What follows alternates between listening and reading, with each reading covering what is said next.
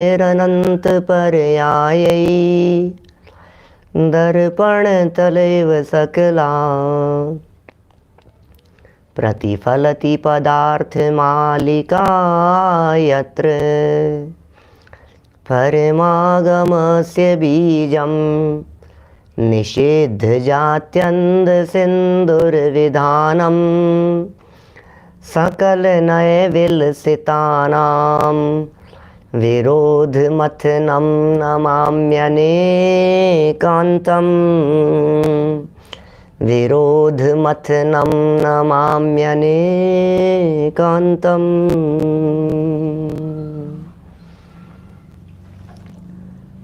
पुरुषार्थ सिद्धि उपाय नामक यह ग्रंथ है अमृत चंद्राचार्य की यह रचना। कर्म बंधन और निर्जरा इसका यह प्रकरण चल रहा था। बहुत सुंदर चर्चा और बहुत सुंदर प्रसंग, बहुत सुंदर प्रकरण। रत्नत्रय से बंद नहीं होता। जब यह बात काफ़ी हद तक स्पष्ट कर दी गई तो शिष्य को ऐसा प्रश्न उठना तो स्वाभाविक था कि साहब आपकी बात सर माथे पर, आप जो बात कह रहे हो हमें ये पूरी बात स्वीकृत है, हमें ये पूरी बात स्वीकार है, लेकिन एक बात हमें ये बतला दीजिए, दुनिया में ऐसे भी तो बहुत सारे लोग हैं जो लोग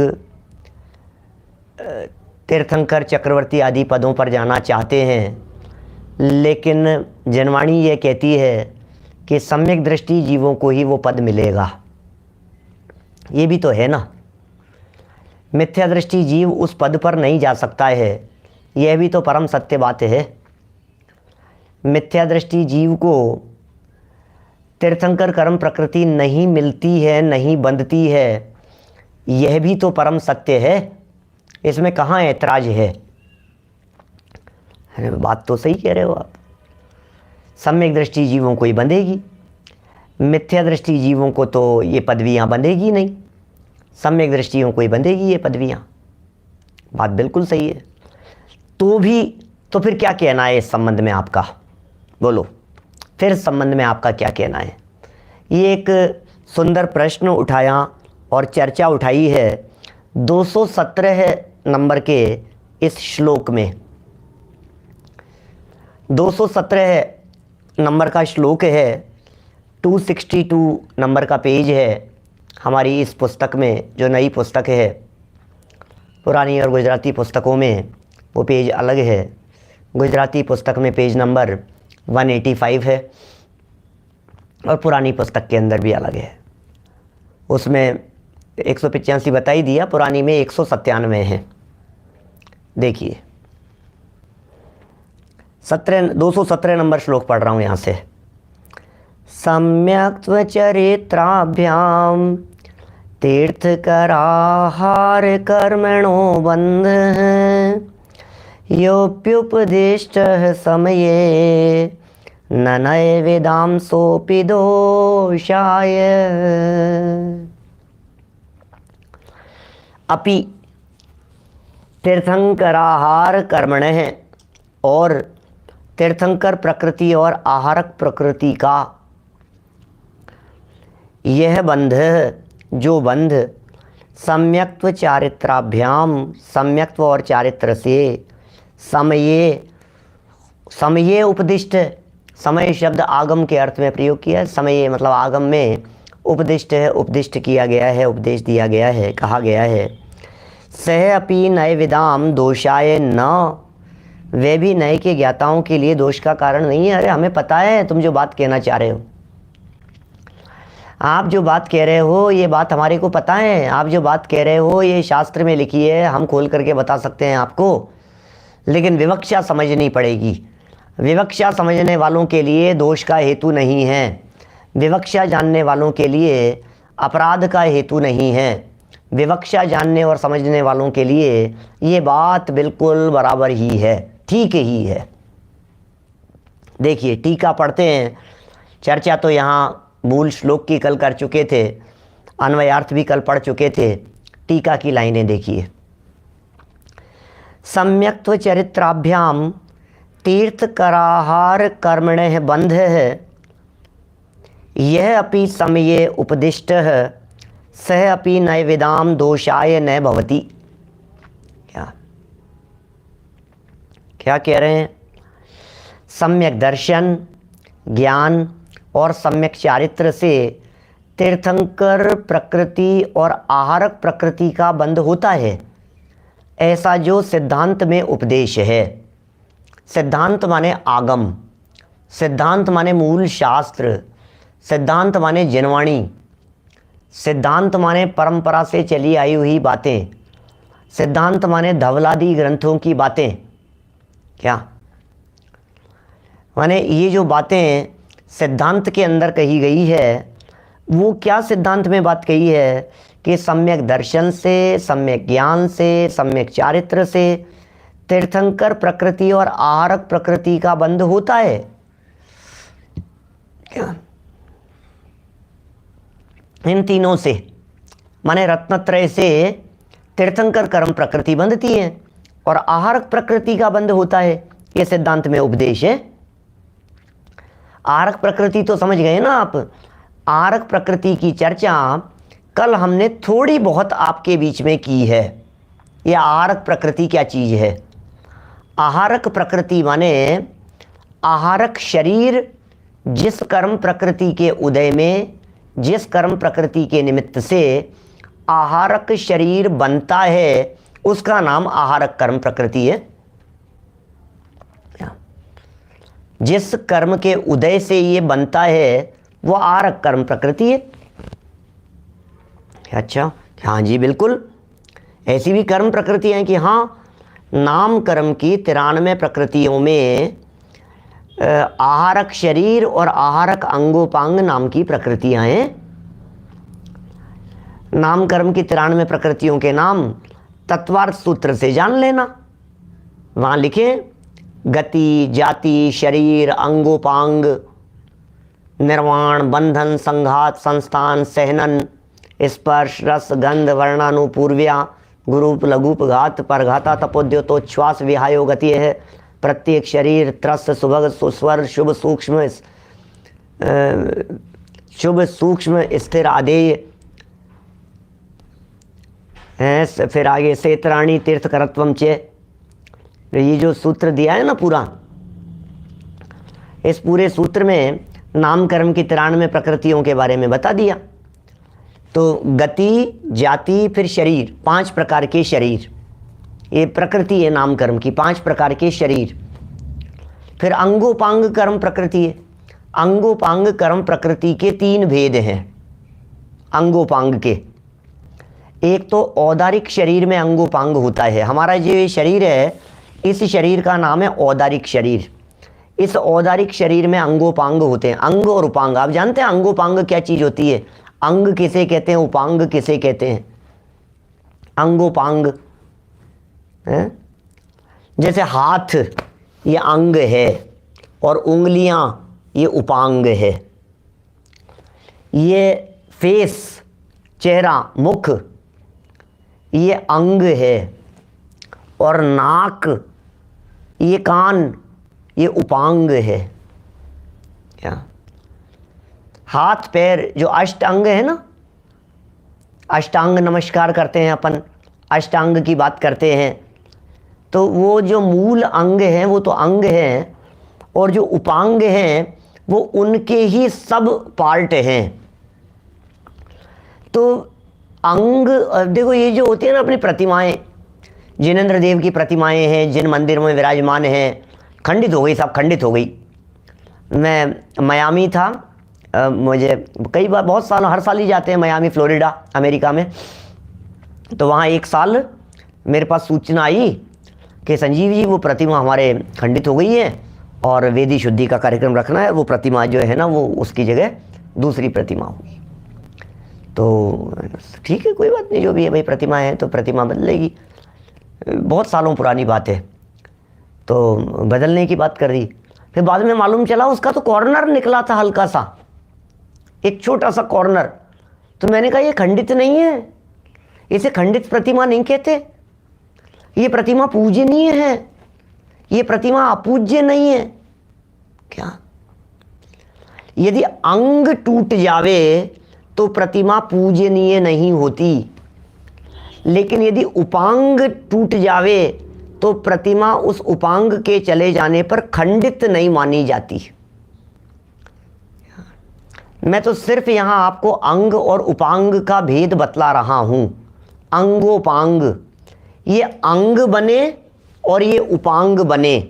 बोले अंग और उपांग इनका बनना, इसके लिए एक स्वतंत्र कर्म प्रकृति चाहिए जिसका नाम अंगोपांग नाम कर्म है।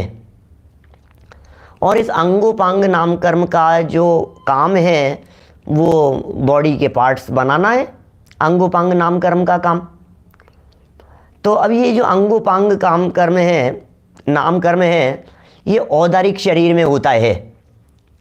एक वैक्रियक शरीर में भी अंगोपांग होता है। इसी तरह से आहारक शरीर में भी अंगोपांग होता है। तीन ही शरीरों के अंदर अंग और उपांग बनते हैं। तेजस शरीर है, तेजस शरीर तो कांति प्रदान करने का, तेज प्रदान करने का काम करता है, उसमें अंगोपांग नहीं होते। इसी तरह से जो कार्माण शरीर है, वो कार्माण शरीर, उसमें भी अंगोपांग नहीं होते, इसलिए तेजस और कार्माण शरीरों के अंगोपांग नहीं है। शरीर तो 5, शरीर नाम कर्म की 5 प्रकृतियां और अंगोपांग नाम कर्म की 3 प्रकृतियां। ठीक है ना? आंखों की दृष्टि वगैरह कम हो, जो भी है वो सब उपांगों के अंतर्गत है ना? उपांगों में कितनी सामर्थ्य है, शक्ति है, वो सब उन कर्मों के अंतर्गत आएंगे। और बहुत बहुत तरह की बातें हैं। मोटे मोटे 93 भेद बतलाए हैं इन कर्म प्रकृतियों के। विस्तार में जाओ तो नाम कर्म के असंख्यात लोक प्रमाण भेद हैं नाम कर्म के। चलिए, बात यहां चल रही थी अपनी कि आहारक प्रकृति का बंध रत्नत्रय से होगा, रत्नत्रयधारियों के होगा। अच्छा, तीर्थंकर कर्म प्रकृति का बंध वो भी रत्नत्रयधारियों के होगा क्या?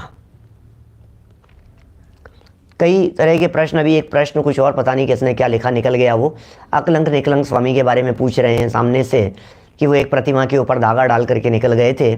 तो वो अलग मैटर हो गया, वो परिग्रह ही हो गई। परिग्रहधारी प्रतिमाएं पूज्य नहीं है, हम परिग्रह की पूजा नहीं करते, परिग्रहधारियों की पूजन नहीं करते। ठीक है ना? सिर से अलग हो जाए, मान लो गर्दन से अलग हो गया, धड़ी अलग हो गया, तब तो अपूज्य हो गई वो प्रतिमा, खंडित हो गई है वो प्रतिमा। इसमें तो कहाँ सवाल है? धड़ से अलग हो गया, गर्दन ही अलग हो गई, मुखौटा ही अलग हो गया, पूरा का पूरा, ये पूरा एक था और यहाँ से अलग हो गया। नाक घिस गई तो कोई बात नहीं। और कई तीर्थ क्षेत्रों के ऊपर ऐसे हैं जो वो प्रतिमाएं हैं जो घिस गई हैं, लेकिन पूज्य हैं वे सारी प्रतिमाएं, कोई दिक्कत नहीं है उसमें। अभी क्या बात रखी परिग्रह के संदर्भ में, तो परिग्रह यदि है किसी प्रतिमा के ऊपर डाल दिया गया है, वो उन्होंने संकल्प स्थापित कर लिया कि हमारी जो जिन प्रतिमाएं होती है ये वीतरागी प्रतिमाएं होती है और ये वीतरागी प्रतिमाएं हैं, इसलिए इसके ऊपर यदि धागे डाल दिया तो हम इसको उल्लंघन कर सकते हैं। वो उनके परीक्षा का प्रसंग था। जैसे चमलेश्वर पार्श्वनाथ की प्रतिमाएं हैं, अपने भीलवाड़ा के पास में चमलेश्वर क्षेत्र है एक, तो वहाँ वो उसके वहाँ की मिट्टी से बनी हुई है वो, तो अब वो मिट्टी से बनी हुई है तो वो चले खिरती है, प्रक्षाल बंद कर देते हैं उसका। अभी ये जो अपने महावीर जी की, जो भगवान महावीर स्वामी की प्रतिमा है, जो सबसे ज़्यादा फेमस महावीर स्वामी की फ़ोटो जो मिलती है आपको, अतिशय क्षेत्र महावीर जी,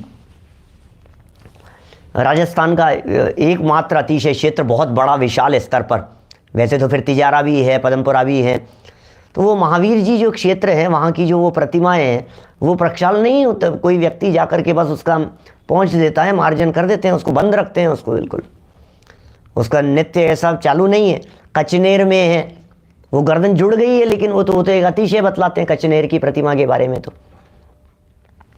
अभी अपन लोग विषय से दिग्भ्रमित हो रहे हैं ऐसा लगता है, क्योंकि ये सब चर्चाएं और बढ़ती चली जाएगी, क्योंकि सबको जिज्ञासा रहती है ना, फिर ऐसा है तो इसका क्या होगा, इसका क्या होगा, ऐसी बहुत सारी बातें होती है। हमने तो इतना बतला दिया, खंडित किसे कहें और किसे खंडित नहीं कहें, अंग क्या हैं और उपांग क्या हैं। अंग और उपांग का अर्थ हमने जान लिया, तो इतना ये आगम वचन जानना चाहिए कि उपांगों के चले जाने पर खंडित नहीं माना जाता और अंग के टूट जाने पर खंडित हो जाती है प्रतिमा। ठीक है ना।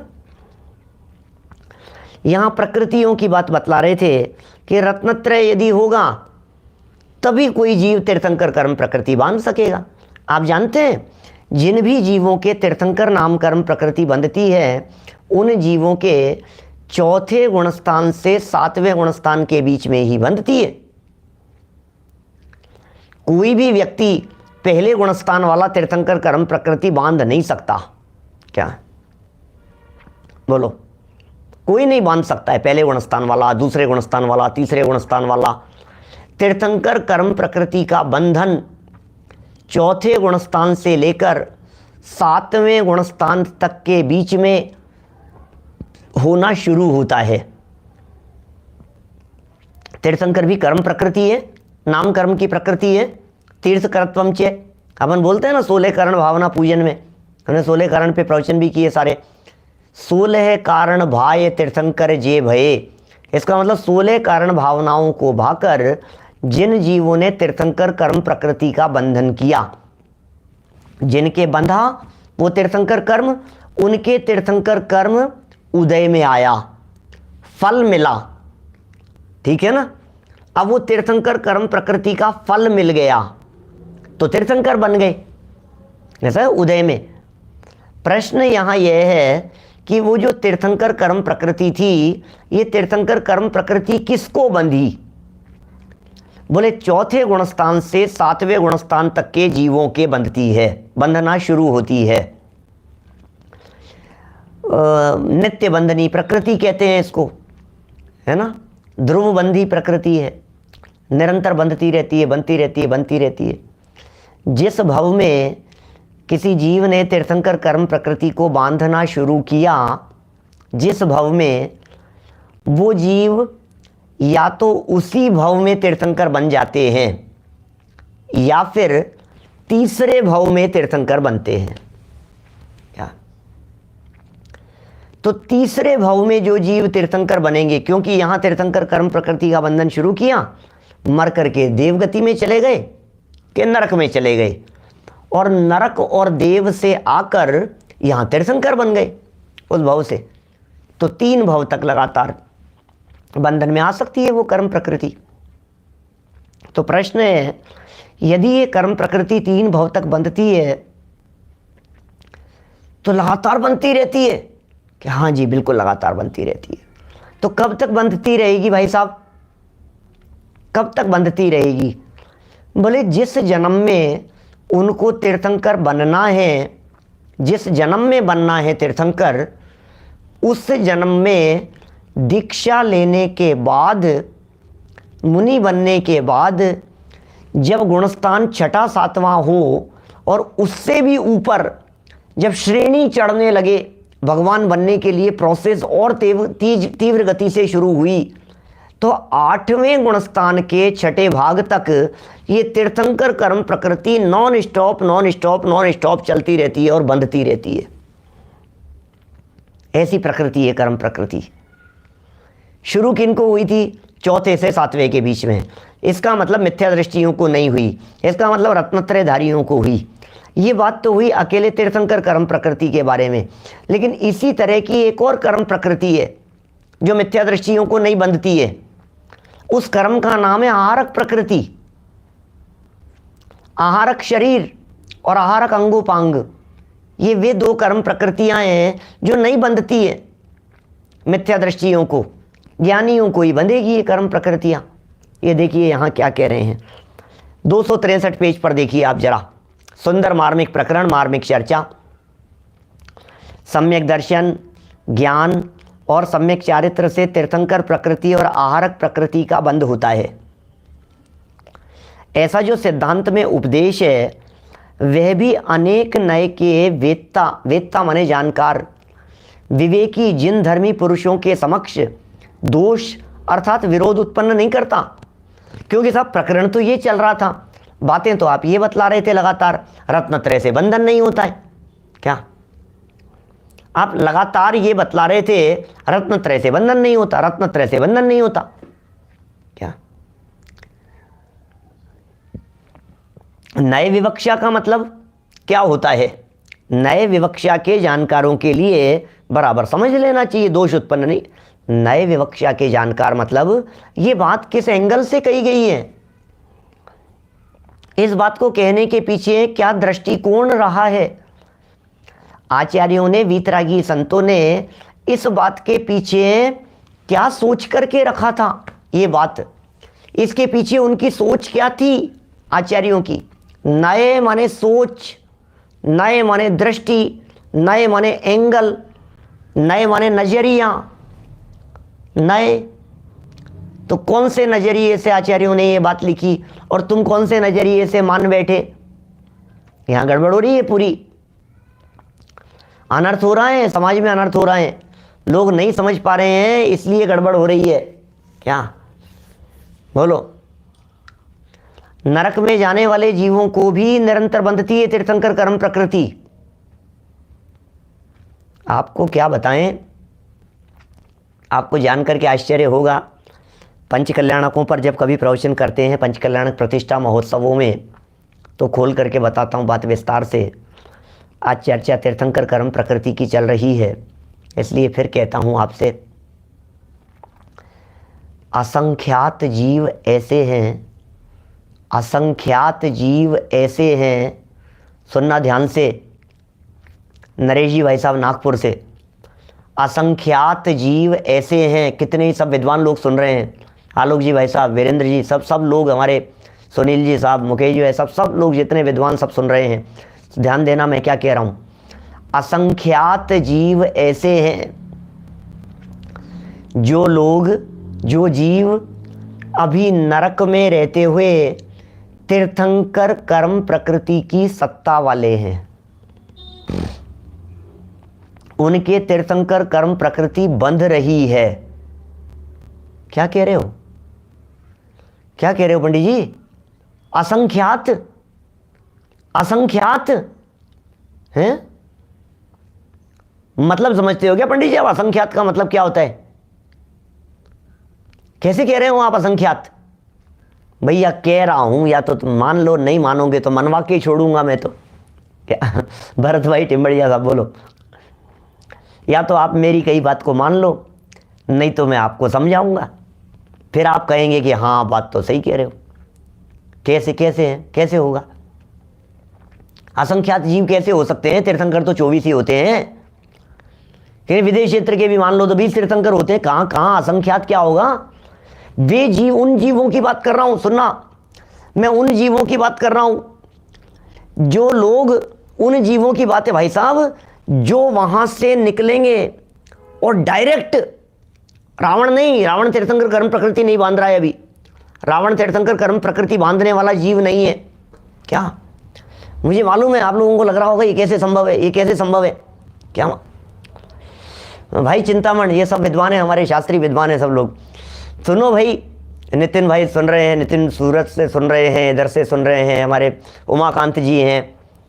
सुनो, बात ऐसी है कि तीर्थंकर कर्म प्रकृति जिन जीवों के बंधी हुई होती है, या तीर्थंकर बनने वाले जो जीव होते हैं, वे जीव स्वर्ग से और नरक से आते हैं, ऐसा नियम है।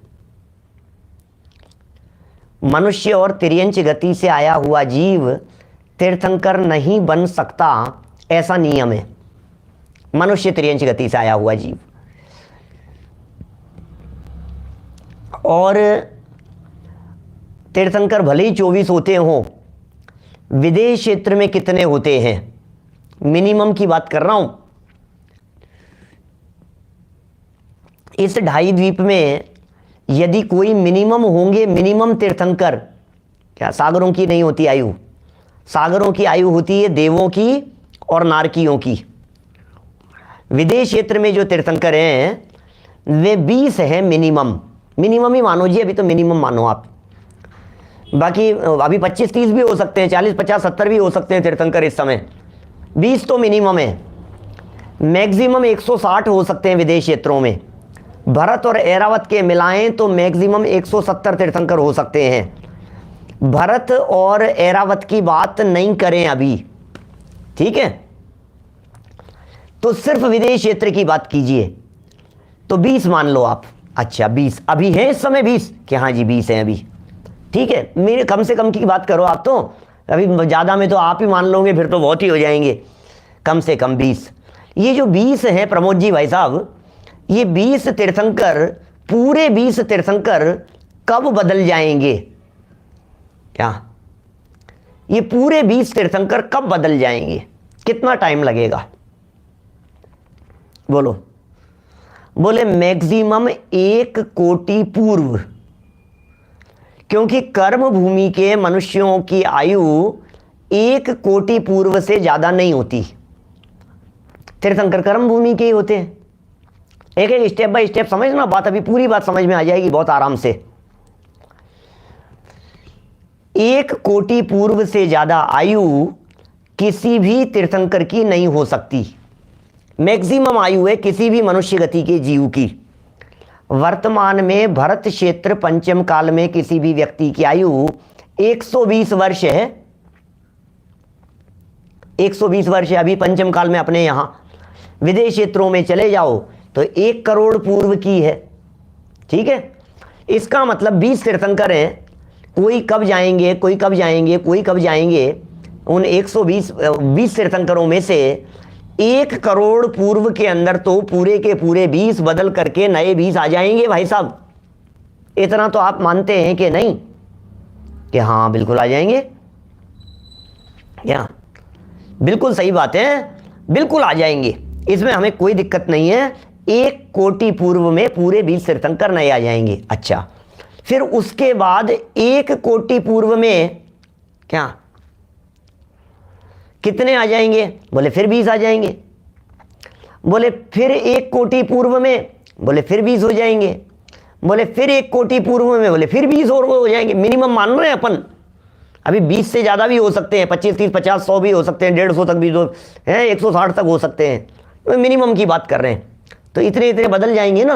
अब सुनो, और तीर्थंकर जो भी बनते हैं वे आते हैं या तो देवगति से या नरक गति से, या तो स्वर्ग से आएंगे या नरक से आएंगे। क्लियर है बात? अब स्वर्ग में जो जीव हैं उन जीवों की आयु है सागरों में, नरक में जो जीव हैं उनकी आयु है सागरों में। कोई जीव तीर्थंकर कर्म प्रकृति वाला सागरों के लिए नरक में चला गया। अब जब वो निकलेगा, जब सागर की आयु पूरी होगी तभी तो निकल करके तीर्थंकर बनेंगे ना। और यहां कितने समय में बदलना है? 1 कोटि पूर्व में बदलना है 20 तीर्थंकरों को। आपको मालूम है एक सागर में असंख्यात कोटि पूर्व होते हैं। क्या क्या कहा? वापस सुनना, वापस सुनो, वापस सुनो, पूरी चर्चा को दोबारा रिपीट करके सुनना। प्रवचन पूरा हो जाने के बाद में दोबारा सुनना, एक एक बात को अपने दिमाग में बैठाना क्या कह रहे हैं। एक सागर में असंख्यात कोटि पूर्व होते हैं। एक सागर में क्या? एक सागर में असंख्यात कोटि पूर्व होते हैं। इसका मतलब एक सागर के लिए यदि कोई जीव तीर्थंकर प्रकृति वाला नरक में बैठा है तो वो जब तक निकलेंगे ना तब तक असंख्यात 20 तीर्थंकर, असंख्यात 20 तीर्थंकर विदेश क्षेत्र में निर्वाण को प्राप्त हो चुके होंगे। तीर्थंकर बन के, दिव्य ध्वनि खिर के, सब कुछ होकर के मोक्ष जा चुके होंगे। कुछ कुछ ख्याल में आ रही है क्या? क्या हो क्या रहा है, ये चल क्या रहा है, ये बातें क्या चल रही है? तीर्थंकरों का विरह नहीं होता क्या? तीसरे नरक तक से आ सकते हैं। पहले नरक में भी असंख्यात तीर्थंकर कर्म प्रकृति के सत्व वाले, दूसरे नरक में भी, तीसरे नरक में भी असंख्यात जीव ऐसे हैं। पहले, दूसरे, तीसरे नरक में, देवगति के अंदर, स्वर्गों के अंदर मिलेंगे सब असंख्यात जीव हैं। क्या बात कर रहे हो भाई साहब, असंख्यात जीव हैं। एक सागर, अब मान लीजिए कोई 1 सागर, 3 सागर, 7 सागर, 5-6 सागर की आयु वाले नरक के अंदर जो नारकी तीर्थंकर कर्म प्रकृति को बांध रहे हैं, वो निकलेंगे तब तक तो असंख्यात असंख्यात असंख्यात असंख्यात। अरे पूरे कहां से होंगे, पूरे कैसे होंगे, मुझे तो ये बतलाइए। ये 20 तीर्थंकर मोक्ष चले गए, नए 20 तीर्थंकर लाओ कहां से लाओगे? बोले कहां से लाएंगे भाई साहब, देव और नरक से ही तो आएंगे। कि फिर 20 पूरे हो गए 1 कोटि पूर्व में, फिर नए तीर्थंकर कहां से आएंगे? बोले देव नरक से ही तो आएंगे। बोले फिर 20 पूरे हो गए, अब लाओ नए कहां से आएंगे? बोले वहीं से तो आएंगे, देव नरक से ही तो बोले वहां से कैसे आएंगे, वहां तो सागर के लिए अटक गए। अरे सागर के लिए अटक गए, लेकिन आयु पूरी भी हो रही है, असंख्यात हैं ऐसे। जिन जिन की आयु पूरी होती जा रही है, आते जा रहे हैं, मोक्ष होता जा रहा है उनका, अब बाकी बैठे हैं अपनी अपने आयु पूरी होने के बाद में आएंगे। अब जैसे समझ लीजिए यहाँ अपने ऋषभ देव स्वामी की बात करें तो ऋषभ देव भगवान ने तीर्थंकर कर्म प्रकृति बांधी थी यहाँ, क्या तीर्थंकर कर्म प्रकृति बांधी थी ऋषभ देव भगवान ने मध्य लोक में, और मर करके सर्वार्थ सिद्धि में चले गए। तो सर्वार्थ सिद्धि में 33 सागर की आयु, अब 33 सागर की आयु लेकर के तीर्थंकर कर्म प्रकृति बंध रही है, बंध रही है, बंध रही है, बंध रही है, बंध रही है, बंध रही है, बंध रही है, बराबर 33 सागर तक बंध रही है। अब इतने 33 सागर में यहां क्या होगा? बोले यहां तो दुनिया बदल जाएगी 33 सागर में, विदेश क्षेत्र में। तो अभी जैसे श्री कृष्ण जी की बात करें, 16वें नंबर के तीर्थंकर होंगे श्री कृष्ण जी। तो तीर्थंकर कर्म प्रकृति बन रही है, वहां से आकर के डायरेक्ट तीर्थंकर बनने वाले हैं, इसमें क्या दिक्कत है? लगातार तीर्थंकर कर्म प्रकृति बन रही है उनके। रावण के नहीं बन रही है क्योंकि 3 भव से पहले तीर्थंकर कर्म प्रकृति बंधती नहीं है, और रावण के अभी भव बहुत सारे बाकी हैं तीर्थंकर बनने के पहले। तीर्थंकर बनने के बाद तो भव ही नहीं होंगे। तीर्थंकर बनने के पहले रावण के जीवन में बहुत सारे भव हैं, बहुत सारे भव हैं, बहुत सारे भव हैं, अभी कई भव धारण करेगा वो, बहुत सारे जन्म जन्मांतरों में भी भटकेगा वो। 3-4 भवों की तो चर्चाएं शास्त्रों में मिलती ही है रावण के संदर्भ में, तीर्थंकर कर्म प्रकृति बांधने के पहले वाले भी, तीर्थंकर बनने के पहले वाले भवों की भी। कहाँ बांधेगा तीर्थंकर कर्म प्रकृति, वो भी मिलेगी। निर्मल सागर जी के नाम से श्री कृष्ण के जीव 16वें तीर्थंकर होंगे। चलिए खैर, बात तो कितनी क्या क्या बातें हैं, कब कब कौन सी क्या बातें। मनुष्य गति से स्वर्ग या नरक, फिर से मनुष्य और फिर तीर्थंकर, हाँ ऐसा है।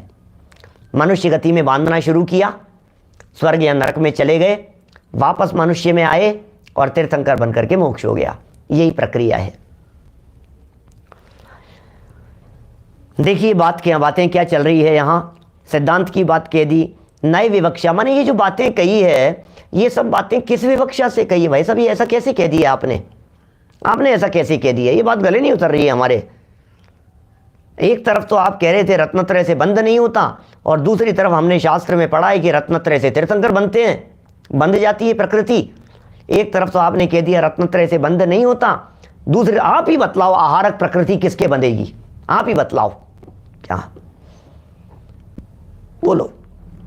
कहेंगे भाई रत्नत्रय वालों की बंधेगी, रत्नत्रयधारियों की बंधेगी, जिसने सम्यक ज्ञान किया है वही तो शिवमगचारी है। क्या सही कह रहे हैं भाई साहब आप? तीसरे नरक में है। बोलो क्या कह रहे हैं यहाँ? क्या भावार्थ पढ़ते हैं, इसी को खोला है थोड़ा सा भावार्थ में, है ना? भावार्थ में इन्हीं सब बातों को खोला है।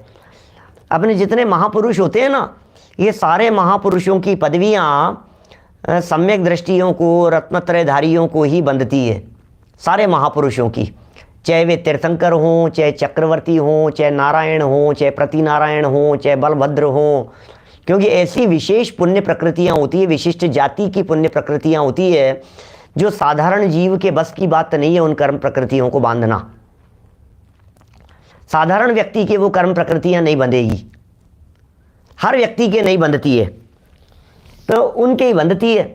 और ये सब रत्नत्रयधारी होते हैं, भले ही नरक में चले जाएं, नारायण प्रतिनारायण के बारे में नियम है, वे मर करके नरक में जाते हैं, तो ऐसा ही नियोग है उनका, बेचारे क्या करें, सम्यक दर्शन छूट जाता है, मर करके नरक में चले जाते हैं।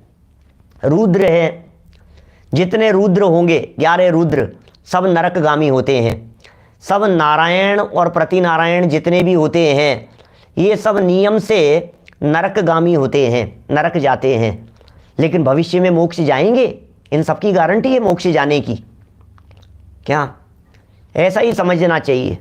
तो ये सब पदवियां हैं। पदवी वाले नारद की यदि आप बात करेंगे, 9 नारद, 9 नारायण, 9 प्रतिनारायण, 11 रुद्र, इन सब का इसी तरह का नियोग है। लेकिन सब भगवान हैं, ये सब भगवान होने वाले हैं, ये सब भावी भगवान है, ये सब रत्नत्रय के धारी हैं। ये कोई साधारण व्यक्तित्व नहीं है, साधारण व्यक्ति नहीं होते हैं ये क्या? रुद्र जो होते हैं ये तो ये भी जिनको पदवी बंधी थी पहले, रुद्र अवस्था पदवियों में है। ये सब महापुरुषों की पदवियां हैं, ज्ञानी की सम्यक दर्शन के काल में बंधी थी ये सब पदवियां। भावलिंगी संतों की संतान होते हैं ये, तो भावलिंगी संतों की संतान होते हैं रुद्र और नारद। ये तो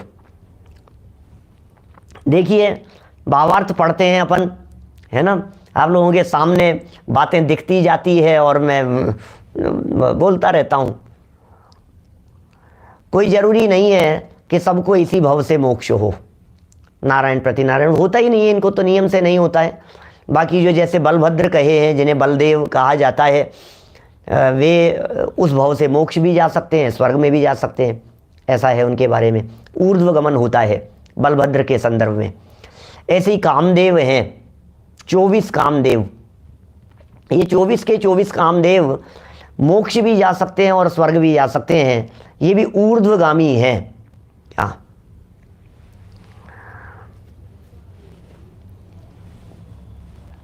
ठीक है ना? सब मोक्ष मार्गी जीव हैं, सब भव्य आत्मा होते हैं, साधारण लोग नहीं है ये सब। नारद रुद्र वगैरह सब ये सब बहुत पुरुषार्थी जीव होते हैं क्या?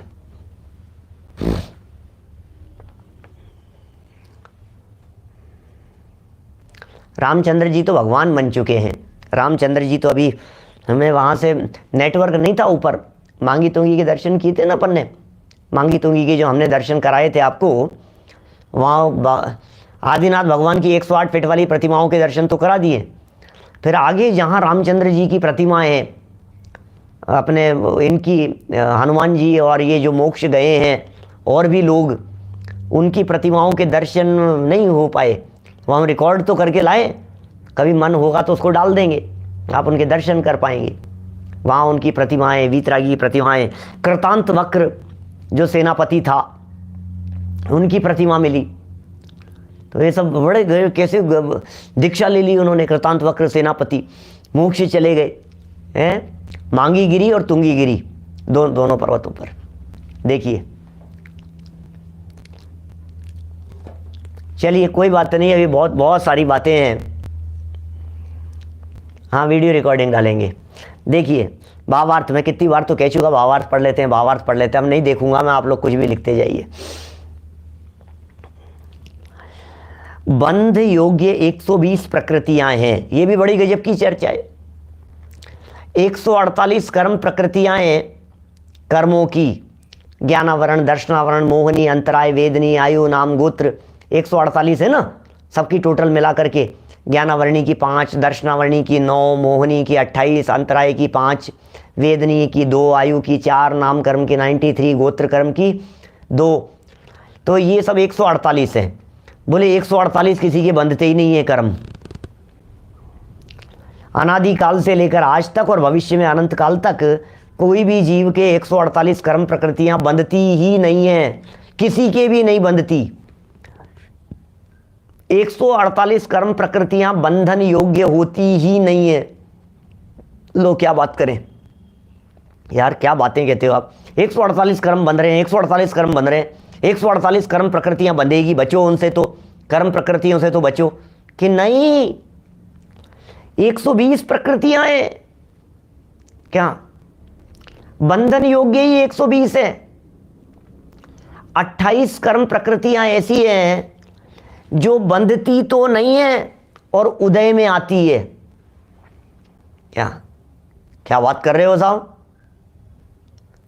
कॉमन पुण्य पाप की बात नहीं है, वो तो 168 हो जाएगी पारस जी, वो बात नहीं। सुनो, 148 कर्म प्रकृतियों में से 20 कर्म प्रकृतियां ऐसी है जो 20 कर्म प्रकृतियां बंधती नहीं है, उदय में आती है। क्या बात कर रहे हो? बंधेगी नहीं तो फल कैसे मिल जाएगा? बंधेगी नहीं तो उदय में कैसे आ जाएगी? कि यही तो है भाई साहब जैन शासन का करणानुयोग, बिना बंधे भी उदय में आती है। कौन सी प्रकृतियां हैं? बोले 5 बंधन, 5 संघात, 10 कर्म प्रकृतियां, 5 बंधन, 5 शरीर होते हैं ना, शरीर कर्म, फिर शरीरों के साथ साथ में 5 बंधन कर्म हैं, 5 संघात कर्म प्रकृति हैं। बोले बंधन और संघात 10 हो गई, 16 कर्म प्रकृतियां हैं स्पर्श रस गंध वर्ण की। क्या टोटल प्रकृतियां हैं 20।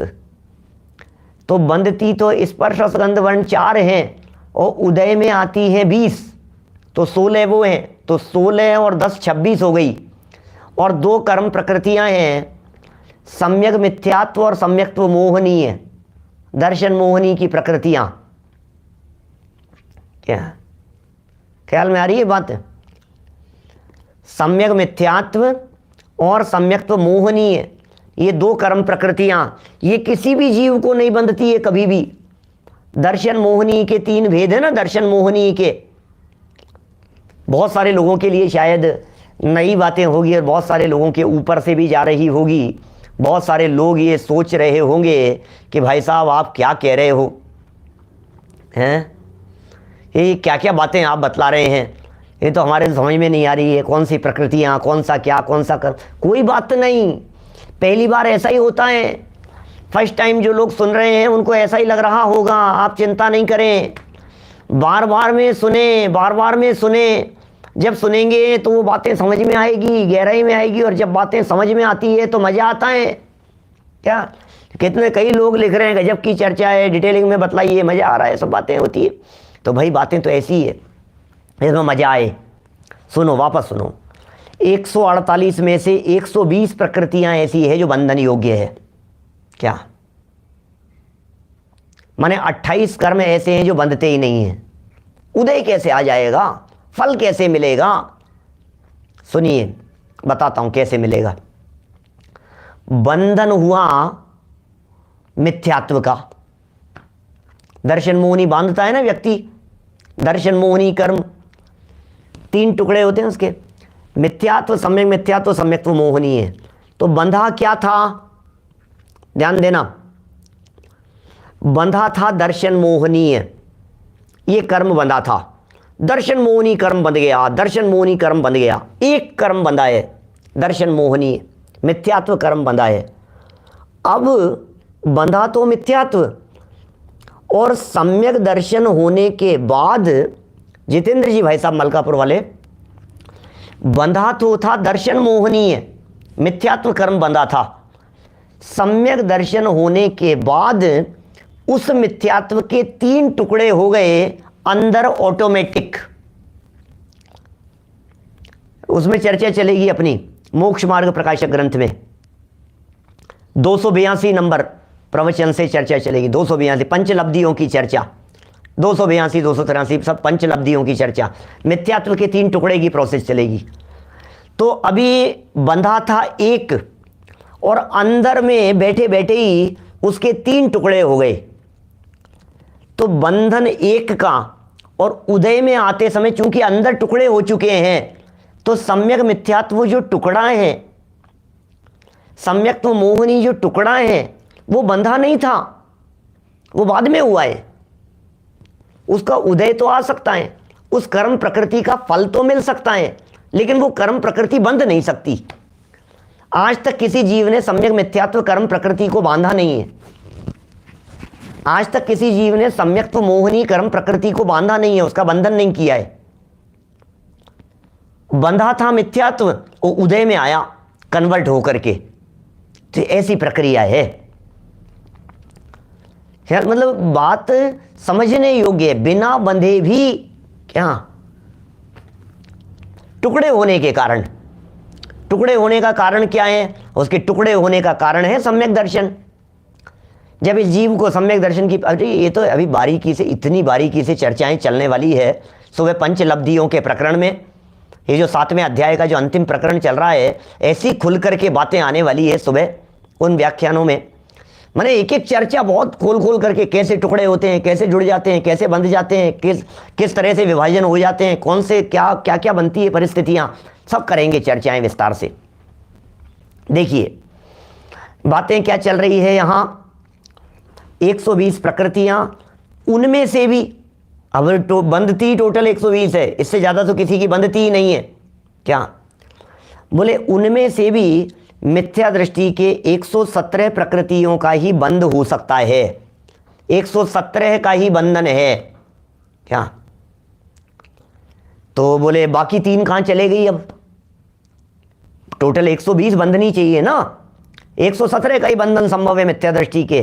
क्योंकि आगे देखो, वह माने मिथ्या दृष्टि तीर्थंकर एवं आहारक द्विक का बंध नहीं करता।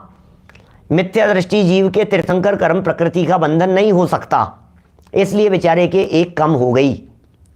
मिथ्या दृष्टि जीव के आहारक द्विक कर्म प्रकृतियों का बंध भी नहीं होता।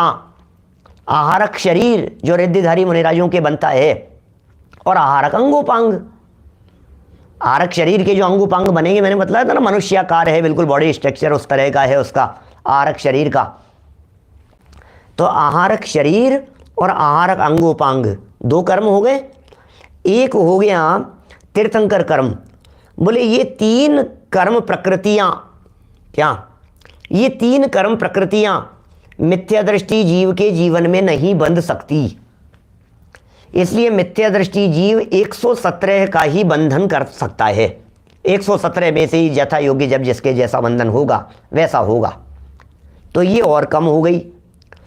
सम्यक दर्शन प्रकट होने के पश्चात ही, जब इस जीव को सम्यक दर्शन प्रकट हो जाता है, उसके बाद में ही तीर्थंकर नाम कर्म की प्रकृति का बंध तथा सम्यक चारित्र होने के पश्चात ही आहारक प्रकृति का बंध होता है। क्या आहारक प्रकृति का बंध चारित्र होने के बाद होता है, और तीर्थंकर कर्म प्रकृति का बंध सम्यक दर्शन होने के बाद में होता है।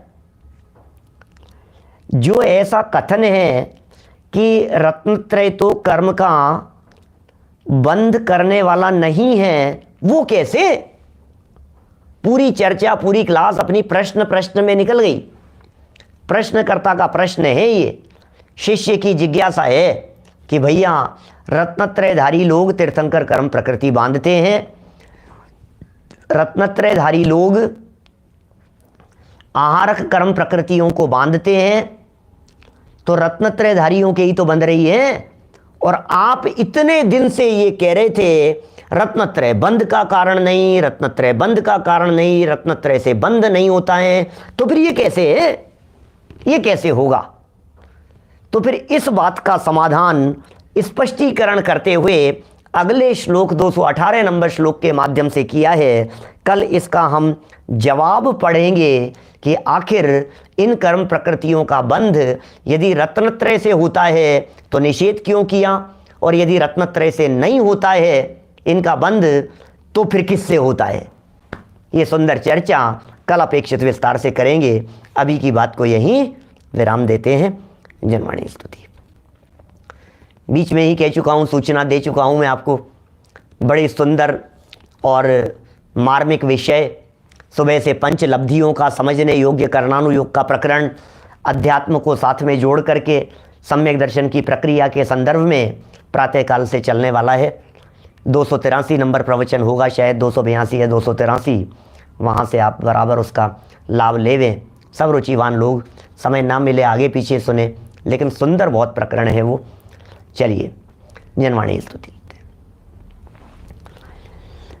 निज निधि निज में बताई, यह अनंत उपकार है, उसके लिए जिनवाणी माँ को वंदना शतवार है, वंदना शतवार है।